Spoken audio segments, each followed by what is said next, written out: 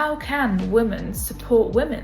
How can we do it? How can we promote it? How can we be more supportive with one another? It is so important that when something successful has happened, we celebrate it, no matter how big or how small. Allowing somebody to express themselves to you and listening to them, not only does it build trust and it builds, this kind of relationship, but it also helps somebody else. It helps them vent it and they're sharing it. Check in with others, just even if it's a quick message, hi, how you doing?